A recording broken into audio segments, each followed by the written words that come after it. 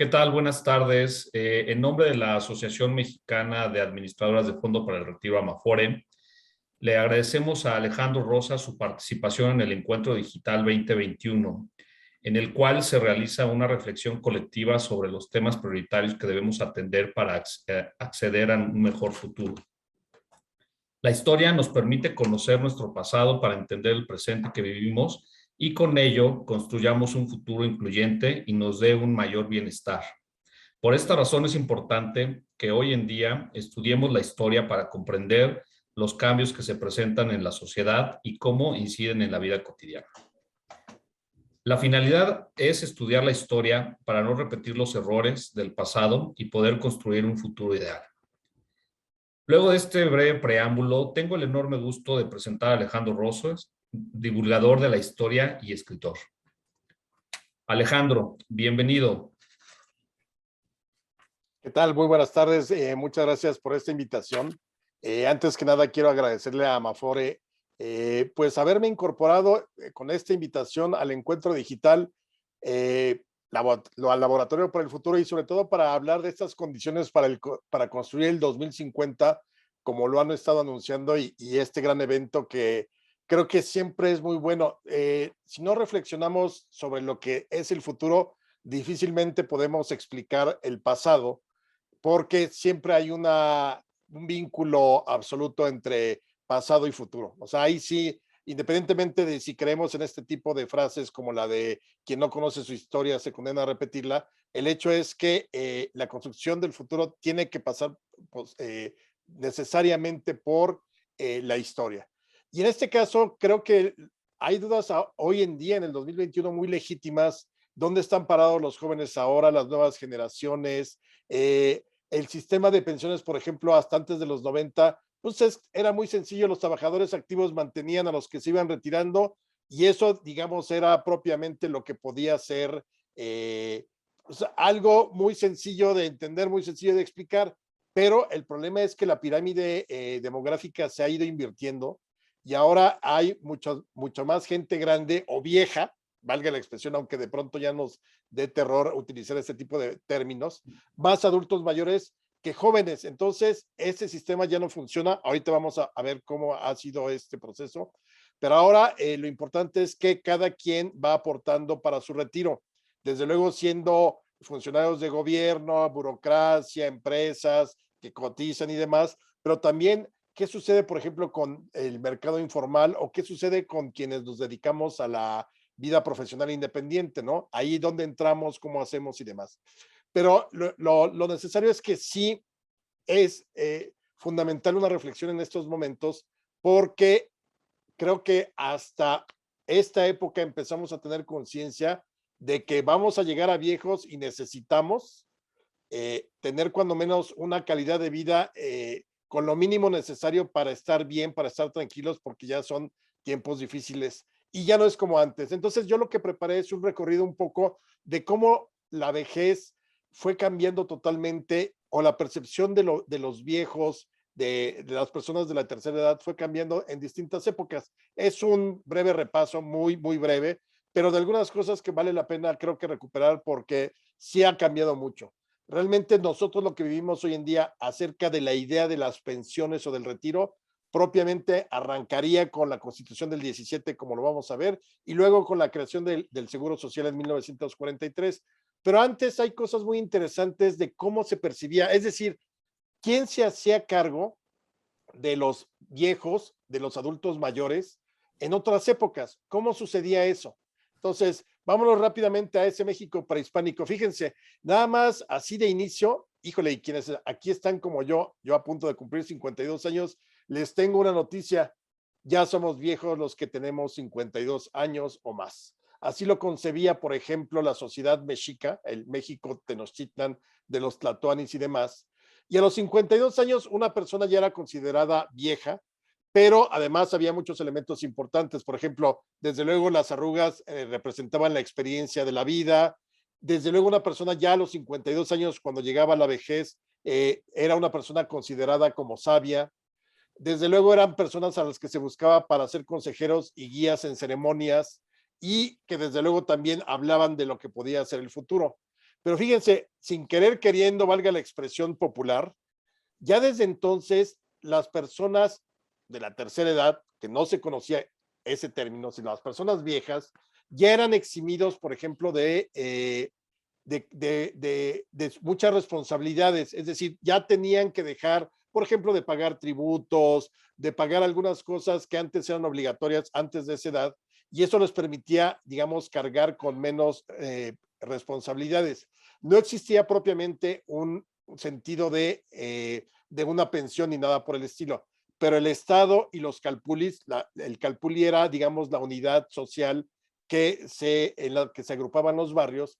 En el calpuli siempre había un consejo de ancianos y ahí, digamos que la gente se encargaba de mantener a los viejos y poder en un momento dado recurrir a ellos como fuente de sabiduría y de consejo. Entonces, prácticamente estaba cuidado de eso. No había viejos que con el tiempo pudieran morirse de hambre por pobreza, sino siempre iban a estar bien cuidados dentro de su calpuli, dentro del barrio, dentro de la propia sociedad, y era la sociedad la que se encargaba de respetarlos, darles una dignidad que era quizá la mayor de toda la vida porque finalmente habían logrado llegar a viejos, pero imagínense, estamos hablando de 52 años. Y creo que una de las cosas más interesantes es que a partir de los 52 años, los viejos ya podían embriagarse con pulque, que era la bebida de los dioses. Antes de eso estaba prohibido.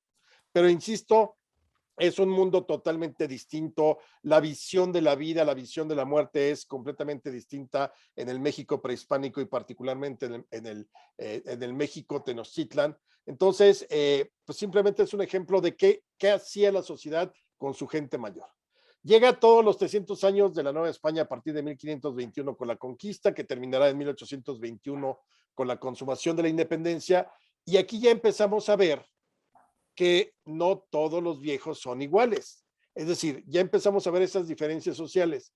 Entonces, durante esos 300 años, evidentemente las personas mayores, hombres y mujeres, los abuelos, los bisabuelos, que también estamos hablando no de personas como quizá hoy pudiéramos pensar en abuelos de más de 80 años o incluso 90, que dado el desarrollo tecnológico y científico se puede vivir más. También veremos eso más adelante acerca de la esperanza de vida, pero evidentemente si ya llegabas a los 60 ya eras una persona mayor, entonces obviamente las familias de los condes, de los duques, del conquistador, tenían recursos y la manera de hacerse cargo de las personas adultas. Y entonces las cuidaban y las protegían. Pero había otra vejez. Desde luego la vejez de los ricos no tenía ningún problema en cómo ayudarlos a pasar sus últimos días y vivir bien hasta el final de sus días. Pero existía la vejez de los pobres o la vejez del mayor número de la población, que era pues, la que vivía más o menos al día, que estaba en el campo, que estaba en algunos oficios en la ciudad. Para este momento de la Nueva España, algo fundamental para hacerse cargo de la vejez, digamos, de la gente pobre o de la gente que no tenía los recursos económicos como para sustentarse a sí misma. Entonces, había una de las tres virtudes teologales, la caridad. La caridad era fundamental en la Nueva España y era promovido por los ricos, desde luego, para la salvación de sus almas. Y en esto participaba mucho la iglesia. Entonces, por ejemplo, si ustedes han visitado Coyoacán, el templo principal es el de San Juan Bautista, y ahí tiene un portal que se llamó, que se conoció durante la época virreinal como el portal de peregrinos. Ahí, por ejemplo, la gente vieja sin recursos podía pasar las noches y cuando menos tenían un techo para no morirse de frío, si llovía o alguna cosa así, y eran los religiosos quienes al otro día los podían alimentar, les conseguían ropa y demás. Pero también durante todas estas épocas de dominación española, fueron las órdenes monásticas las que se encargaron de proteger a las personas de la tercera edad o a los viejos. Entonces, prácticamente, no, igual, no había un retiro ni para los que habían estado en las minas o en el campo, nadie pensaba absolutamente en eso.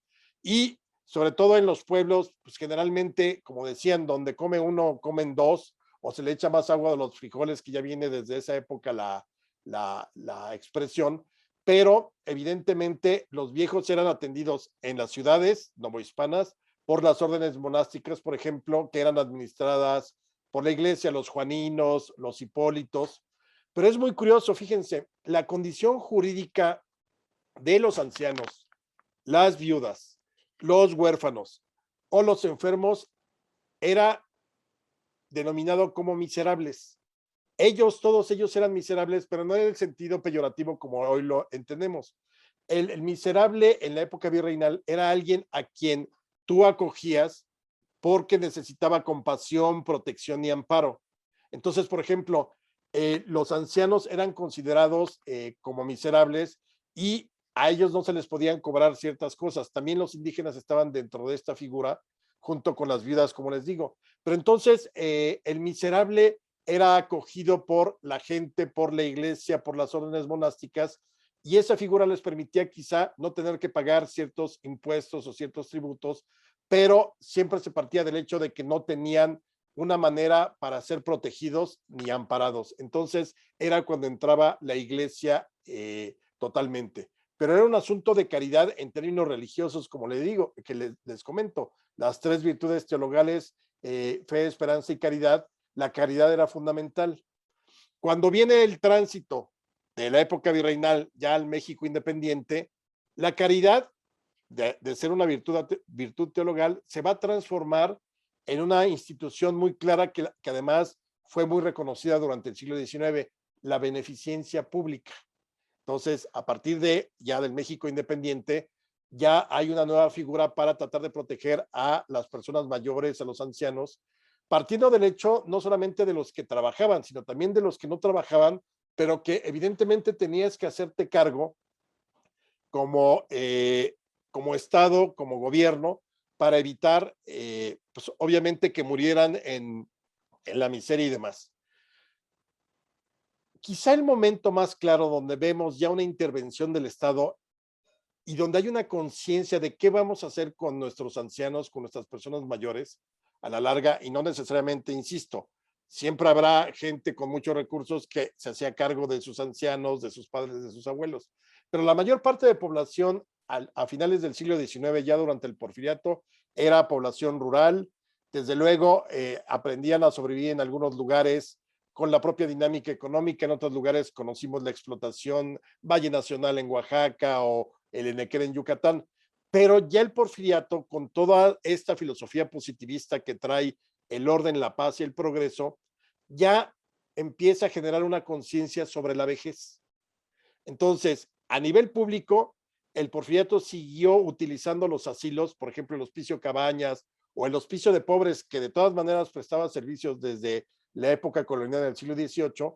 Ahí eran llevados muchos de los ancianos que no tenían familia o que no tenían simplemente recursos.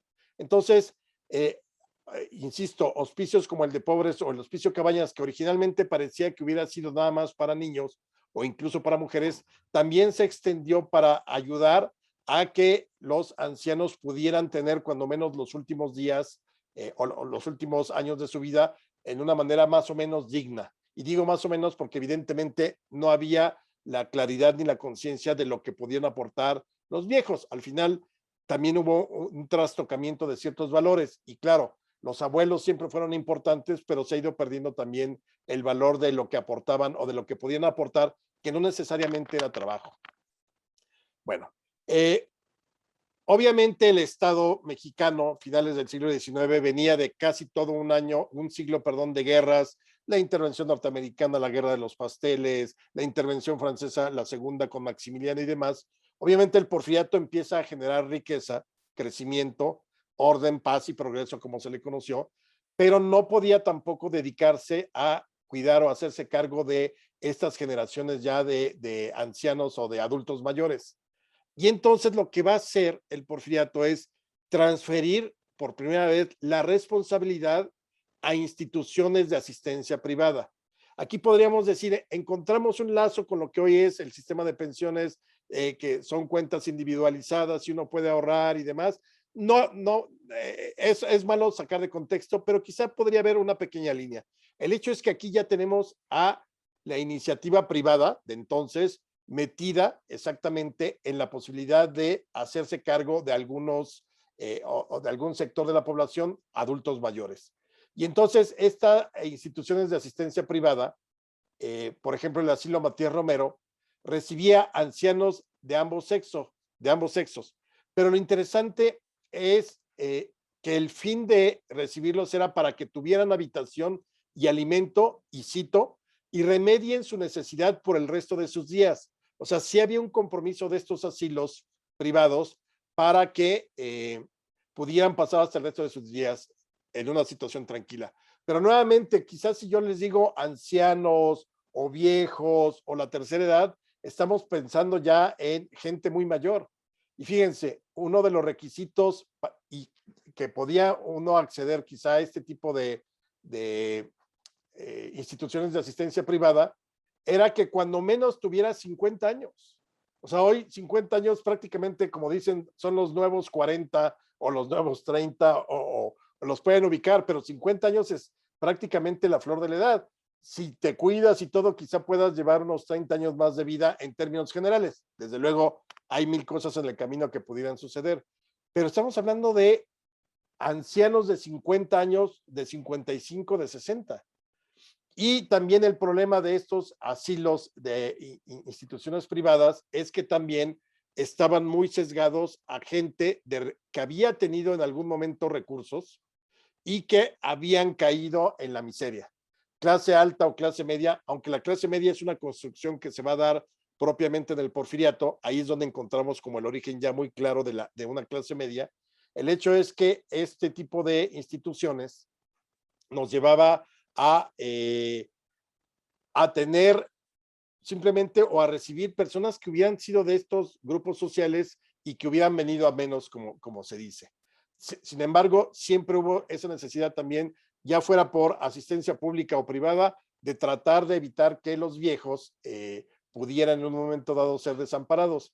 Ahora, yo creo que si hay un denominador común en toda esta historia, y lo seguimos viendo en el siglo XXI, es que todavía en la actualidad muchas personas de la tercera edad, las que no dependen de una pensión o no tienen, no la pudieron procurar o no pudieron ahorrar, sí dependen y siguen dependiendo de sus familias. Sí, hay condiciones muy adversas, terribles quizá de pronto de abuso y demás, pero generalmente los papás o los abuelos terminan, en la mayoría de los casos, al menos en México, sí sostenidos por los hijos e incluso hasta por los nietos. Pero creo que eso es parte también de las problemáticas nuevas y sobre todo porque son generaciones, la última generación, la que digamos ahorita está entre los 70, 80, vivieron esa transición entre el antiguo sistema de pensiones y el nuevo. Muchos de ellos tienen pensiones, digamos, muy decorosas, pero otros, los que, digamos, estuvieron en la economía informal, pues definitivamente, a menos de que hayan tenido un ahorro durante años, prácticamente tienen que vivir de los hijos o de los nietos o de la familia en general. Ahora, ¿en qué momento ya surge la necesidad y la conciencia clara de construir una idea de pensiones o una idea de que ayude a los trabajadores? Pues desde luego vamos a encontrar la semilla en el periodo de la Revolución Mexicana. Ahí es cuando empiezan a darse este tipo de demandas socioeconómicas. Por ejemplo, los magonistas ya proponían desde 1906 en el programa del Partido Liberal un salario mínimo de 8 horas, tiempo para esparcimiento, jornada laboral con seguridad social, y esto decían, bueno, que haya un salario mínimo que le permita a la gente quizá buscar otras alternativas, pero todavía no se habla de pensiones. Obviamente sí ya hay una conciencia de clase, una conciencia del gremio, de los gremios, de los trabajadores, de los obreros. Creo que el concepto de obrero ya propiamente como clase es totalmente de finales del porfiriato, cuando empezamos a ver todo este tipo de oposición. Desde luego ustedes recuerdan Cananea y Río Blanco como los dos grandes huelgas obreras que van a ser como las banderas de los cambios que tendrían que venir posteriormente. Hay una conciencia de clase y finalmente en 1917 ya la Constitución establece los derechos obreros a través del artículo 123.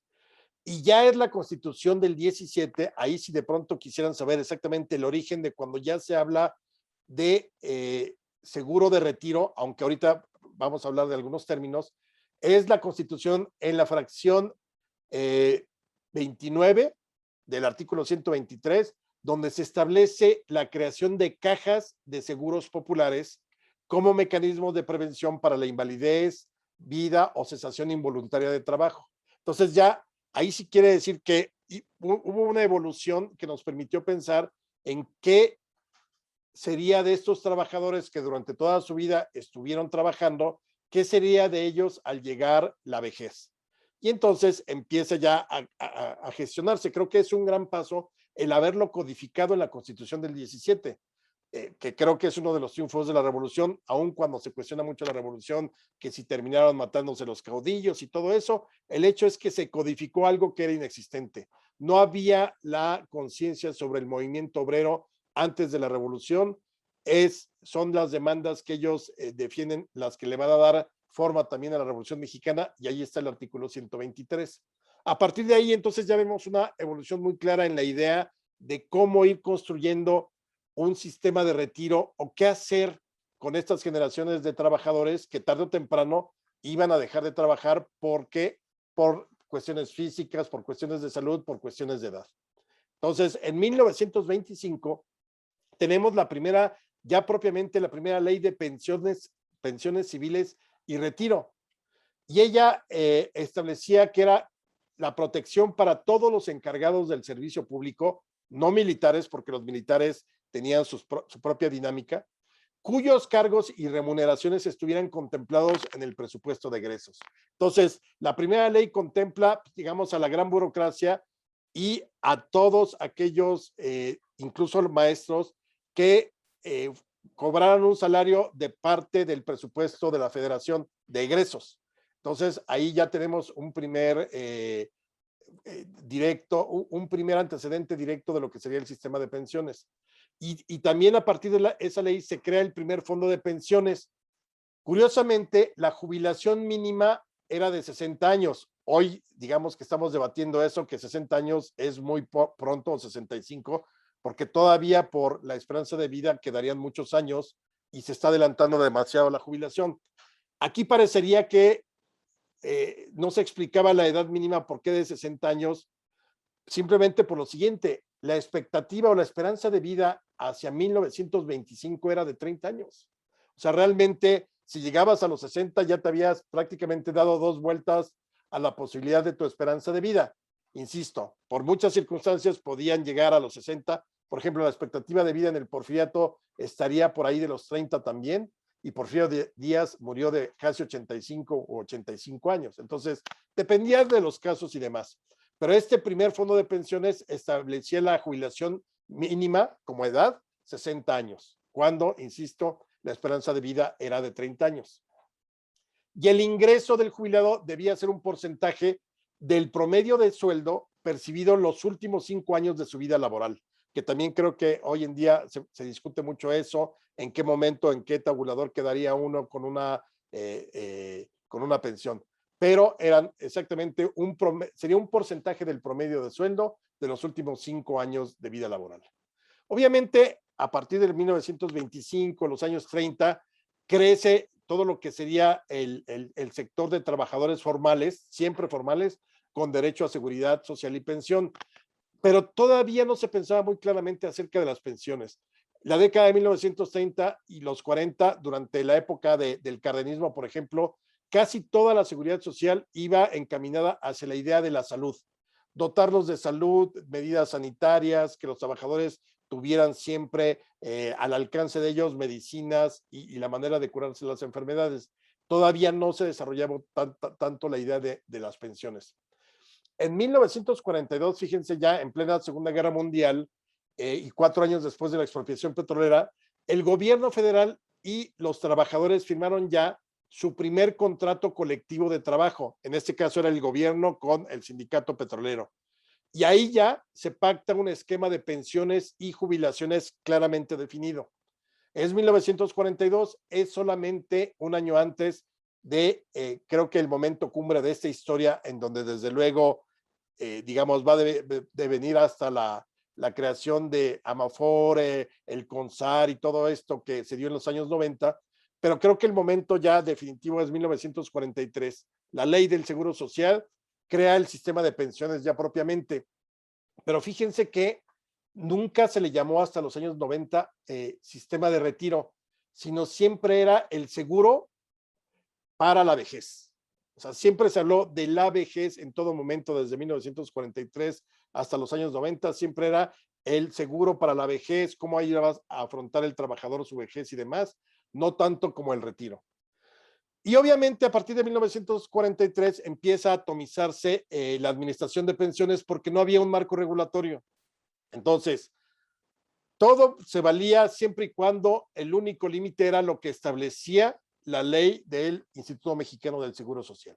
A partir de ella era entonces sí como yo, una empresa privada, podía disponer para el retiro de mis trabajadores y demás, pero siempre dentro de la ley del Seguro Social. Insisto, no había un marco regulatorio, entonces esto impedía que en un momento dado se unificara toda una política pública que nos llevara a un sistema de pensiones único que pudiera en un momento dado ayudar al país. Ahora, 1959 nace el ISSSTE, que también agrega el mismo tipo de, bueno, su nombre lo indica, ¿no? El Instituto de Seguridad y Servicios Sociales de los Trabajadores del Estado. Administra sus propias pensiones, pero también basados en lo que era la ley del Seguro Social. Gobiernos estatales y municipales siguen el mismo camino, las Fuerzas Armadas también. Entonces, entre 1943 y 85 no vemos grandes cambios, sino había una confianza en que si los trabajadores cotizaban, es decir, se les quitaba una parte o se les retiraba una parte de su salario para el fondo de pensiones, eso a la larga con los trabajadores en activo del momento iban a poderse a la larga pagar las pensiones adecuadas para todos esos personajes que se iban jubilando tentativamente. Y las jubilaciones era después de 30 años de trabajo. El punto era que si uno empezaba a trabajar muy joven, lo cual tampoco era muy común en la primera, a mediados del siglo XX, sino ya propiamente eran arriba de los 25, entonces estábamos hablando que terminaban por jubilarse a los 65, en algunos casos hasta los 70, o había gente que podría prorrogar su trabajo, mucha gente prefería seguir trabajando. El cambio radical con respecto al sistema de pensiones va a llegar con el neoliberalismo en 1985 y no lo tomamos como algo maligno o diabólico. El neoliberalismo fue parte de ese proceso económico que vivió el nuevo paradigma de fin de siglo que ha vivido el mundo hasta nuestras fechas y evidentemente la situación mexicana nos llevó a situaciones por las cuales se tuvieron que tomar medidas. Para empezar, hacia 1985-88, el Fondo de Reserva para las Pensiones comenzó a terminarse.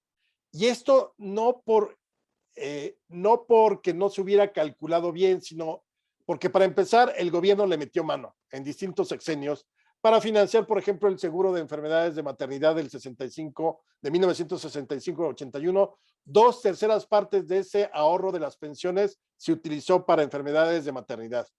Y luego al gobierno en distintos sexenios se le ocurrió que era buena hora para meterle mano a, a ese dinero del fondo de pensiones para infraestructura nacional, pero a los gobiernos se les olvidó que si le metían mano tenían que restituirlo tarde o temprano y dejó de restituirse en muchos momentos.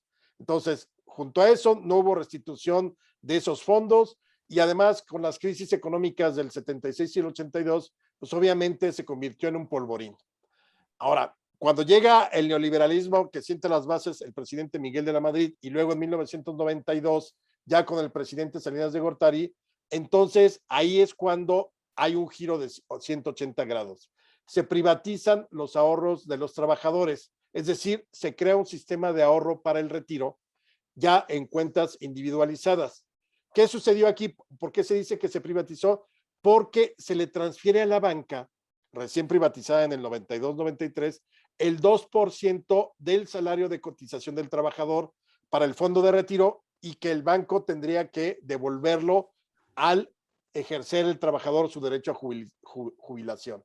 Entonces, obviamente, el argumento central en 1992 fue el IMSS prácticamente está en quiebra, que también es otro de los problemas económicos y políticos que hemos afrontado a lo largo de los últimos años del siglo XX, y era ya casi un hecho que el IMSS no podría hacer frente al pago de pensiones.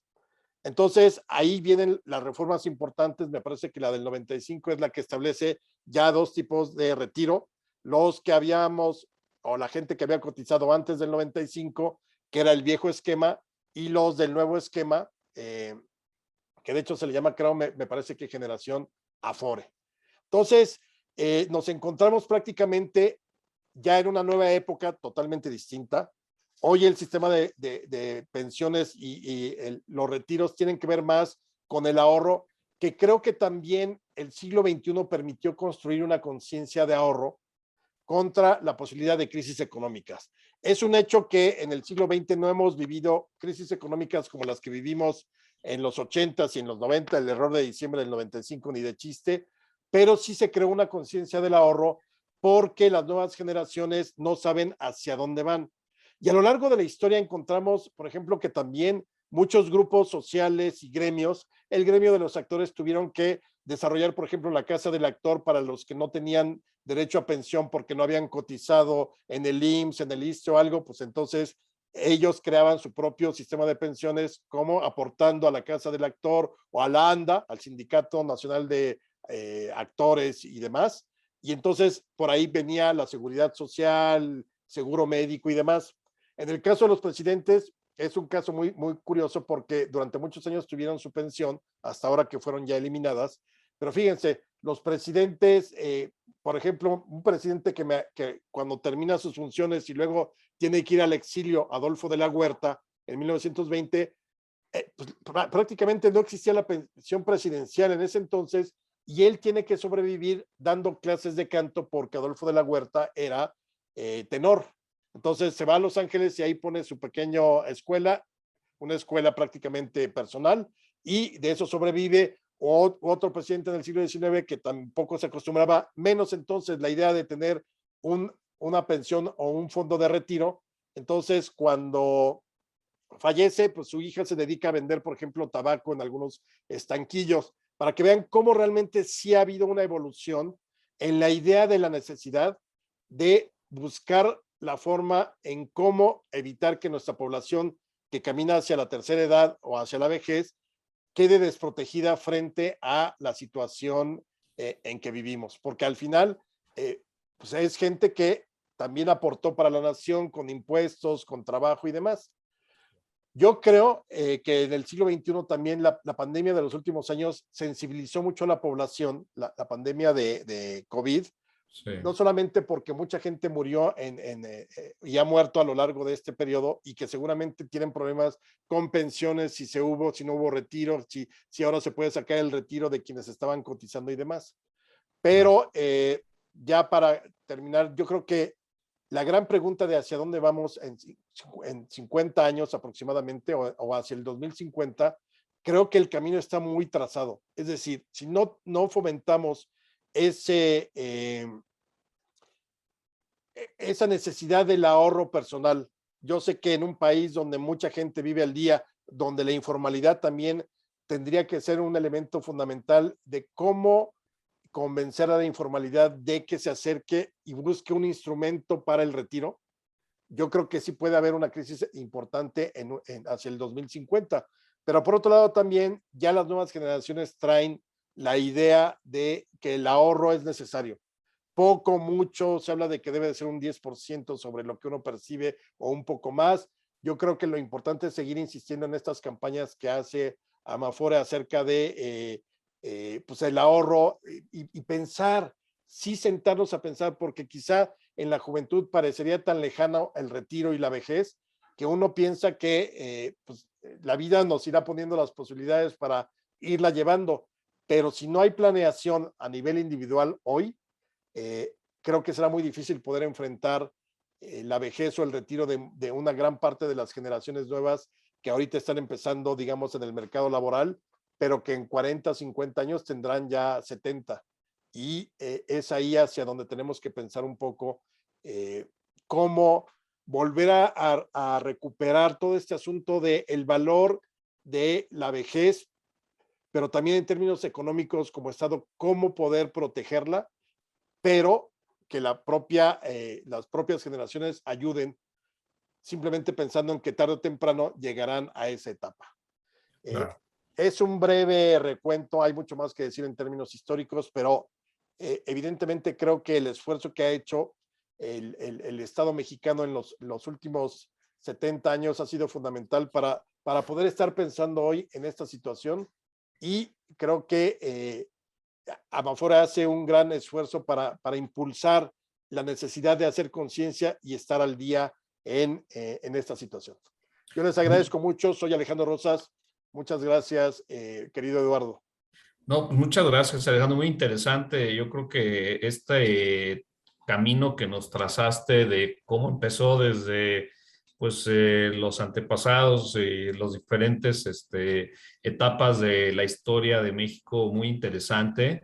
Y ahorita, pues bueno, primero tienes toda la razón. Hoy creo que hay que convencer a no solamente a los jóvenes, sino a los jóvenes ya que tienen 30, a los jóvenes que ya tienen 40, es decir, tener un diálogo intergeneracional, porque las situaciones de cada uno son diferentes, las realidades de cada uno son diferentes, pero todos vamos a llegar a una pues meta o a que el futuro nos alcance.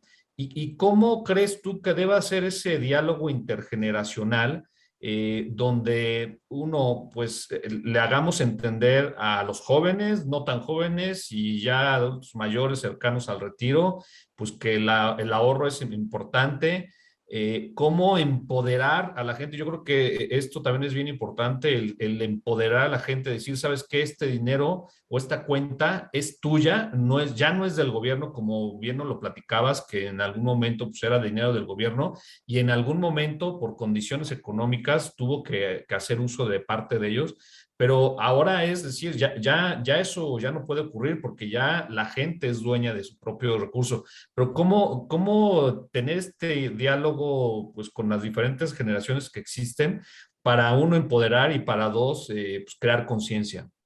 Yo creo que tenemos que sentarnos a platicar generación con generación.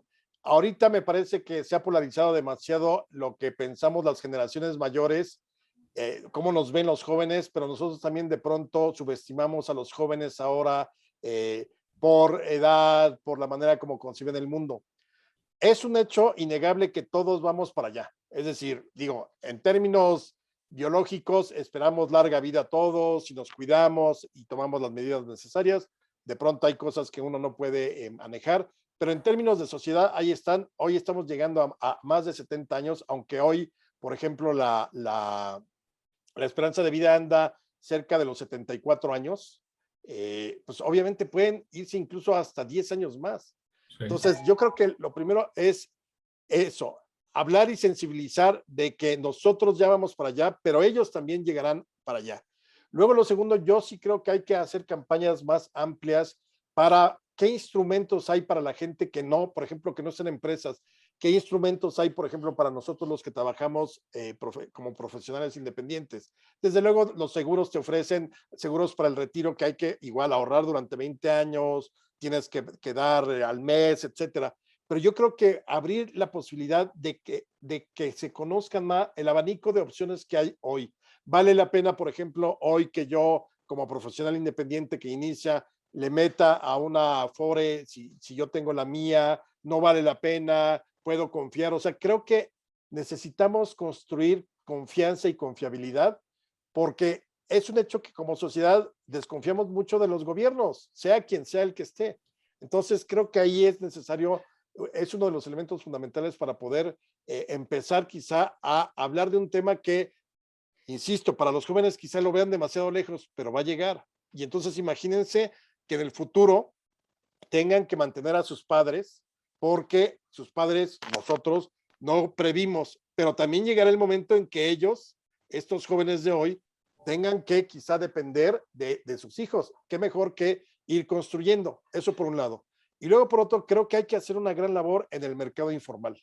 Independientemente de si el gobierno logra en un momento dado empezar a regularizarlos para que paguen impuestos y demás, creo que sí hay que pensar en esa población que es informal en la economía, sobre todo para que también lo piensen a partir de los recursos que generan, qué opciones tienen ellos para pensar en una pensión que puedan garantizarles lo mínimo necesario para una vida decorosa, una vida con, valga la expresión, calidad de vida mínima, porque se vienen tiempos de incertidumbre en muchos casos.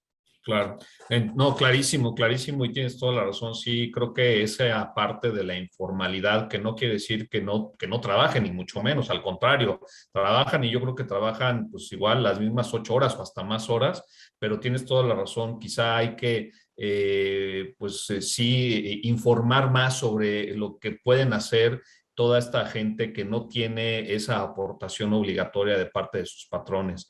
Oye, y finalmente, danos un mensaje de cara al 2050. ¿Qué debemos hacer para mejorar nuestro sistema? ¿Qué sugieres a las futuras generaciones de mexicanos que realicen para que tengan una mejor calidad de vida? Ya lo comentamos ahorita, que es informar, hacer conciencia, pero visto a 30 años, ¿cómo se te ocurre que pudiéramos hacerlo? Mira, yo soy de la idea de que hay que recomendar mesura en las compras, no compres lo que no necesites. Yo sé que en una sociedad tan consumista como la que hoy es el mundo, a través de tantas plataformas digitales para comprar a un clic, quién no lo ha hecho y todo eso, desde luego resulta difícil, pero sí, yo invito a las nuevas generaciones a que reflexionen un poco en torno de la necesidad del ahorro. Un ahorro poco, mucho, siempre ayudará en cualquier circunstancia. Y no solamente es ahorrar de meterle al cochinito, sino pueden encontrar instrumentos que no necesites tener la tentación de, pues rompo el cochinito y lo saco. Hay a mediano plazo, hay a largo plazo. Yo sí creo que podemos para el 2050 tener una mejor sociedad, mucho más consciente de su propia responsabilidad en muchos ámbitos. Yo he visto un crecimiento de la sociedad y de la ciudadanía muy importante, sobre todo en los últimos 25 años, donde incluso creo que muchas veces la sociedad está por encima de su clase política, y bajo esa misma concientización que se ha ido en términos políticos, quizá tenemos que seguir insistiendo en hacer una conciencia de lo que es la economía, de lo que es la economía familiar e individual, y afrontarla desde ese punto de vista. Yo no veo un futuro negro en ese sentido, pero creo que estamos a tiempo para que estas generaciones que hoy están empezando a llegar al mercado laboral piensen, sean medidos y tengan mesura para pensar en su propio retiro. No está mal pensarlo, quizá falte mucho, pero es mejor prever que luego lamentarse y estar buscando quién me echa la mano o cómo salgo de esto. Claro.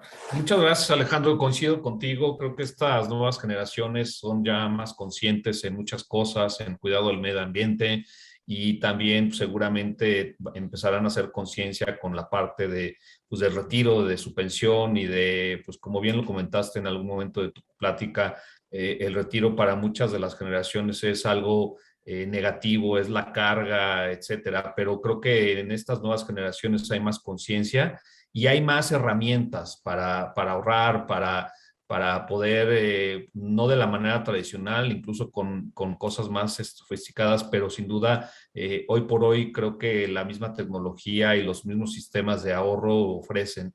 Y en ese sentido, pues acompaño tu idea de estar muy en contacto con nuestra gente, explicándoles, poniéndoles enfrente las diferentes opciones para que vayan haciendo pues este cochinito que bien comentas y que hacia adelante pues no terminen en este miedo que se le tiene hoy de ser carga, sino al contrario, pues que planeen su futuro, ¿no? Efectivamente, la planeación creo que es la base del futuro. Claro, pues muchas gracias, Alejandro, gusto conocerte, gusto tenerte aquí en este evento de Amafore y pues espero que esta conversación que acabamos de tener haga eco en la gente y se pongan ya desde este momento a ahorrar, aunque sea lo mínimo, pero que se pongan a ahorrar. Muchas gracias y mucho gusto. Al contrario, muchas gracias a ustedes y a Amafore por esta oportunidad, porque creo que también los historiadores tenemos cosas que decir en temas que parecerían que no son los nuestros, como en términos generales no lo son, pero siempre hay una historia atrás que podemos compartir. Claro, Gracias. gracias a ti. Hasta luego.